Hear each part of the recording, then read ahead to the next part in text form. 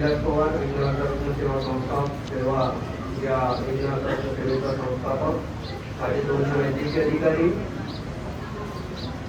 विज्ञान रुग्णसेवेमध्ये असंख्य आजारावर ट्रीटमेंट देत असताना क्रिटिकल आजार या आजारावर आम्ही ट्रीटमेंट देत असतो. आज प्रत्येक क्रिटिकल आजारावर विज्ञान रुग्णसेवा पेशंटला रिलीफ देत असतो. या ठिकाणी यामध्ये काही 2 मिनिटं शांत राहा. त्या ठिकाणी आपण बघतो आहे. दादा नाव सांगा आपलं. माझं नाव आदित्य कातुर्डे. कुठून येत असतो? कोंढाळी. काय आजार असतो? मला ABS. बघा दादा कुंडाळून आपल्याकडे येत आहे. GBS सारखा आजार त्याला जडलेला होता आणि त्याला त्या GBS मधून आपण खूप मोठ्या प्रमाणात बाहेर घेऊन आलेला आहे. GBS सारख्या आजाराला बाहेर घेऊन येणं पेशंटला सोपी प्रॉब्लेम, पण आयुर्वेदामध्ये ते शक्य आहे. GBS काय असते याविषयी आता आमचे वैद्यकीय अधिकारी डॉक्टर चव्हाण साहेब आपल्याला माहिती देतील त्या आजाराविषयी.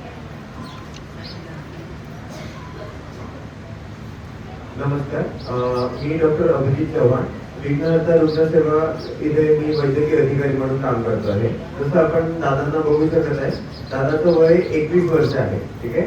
दादा जेव्हा 14 वर्षाचा होता, म्हणजे 2014 मध्ये त्याला GBS डिटेक्ट झाला. आता GBS म्हणजे काय ह्याबद्दल गुलियन बारी सिंड्रोम तुम्ही ऐकलं असेल. खूप रेअर डिसीज असतो.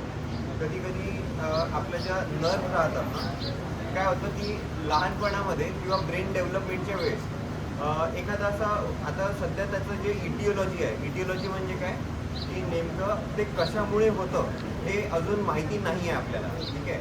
बट तरी त्याच्यामध्ये नेमकं काय होतं हे आपल्याला माहिती आहे. जसं GBS झाल्यावरती आपलं जे हे ऑटो इम्युन आहे. ऑटो इम्युन म्हणजे काय, आपली स्वतःची रोगप्रतिकारक क्षमता जी असते किंवा रोगप्रतिकारक शक्ती जी असते ती आपल्या विरोधामध्ये जाऊन आपले जे नर्व्ह राहतात, जसं शुगरवाल्यांना त्या गोष्टींबद्दल जास्त इन्फॉर्मेशन असते की जेव्हा शुगर होते किंवा शुगर प्रमाणाच्या बाहेर वाढते तेव्हा हातापायांना मुंग्या येणे, ठीक आहे, मसल पेन होणे, मानेमध्ये खूप जास्त अकडण राहणे, तर त्याला डायबिटिक न्यूरोपॅथी म्हटलं जातं. आता न्यूरोपॅथी म्हणजे काय, सेम जे नर्व्ह राहतात त्याची जी कोटिंग असते त्याला मायलिन शीथ म्हटलं जातं. तर त्या कोटिंगला डॅमेज करण्याचं काम चालू होतं. म्हणजे काय, तुमचे जे काही मसल वगैरे, आता पण दादाची जर कंडिशन बघू शकतोय आपण, तर तो व्यवस्थित पाय ठेवू शकत नाही चालत असताना. ठीक आहे.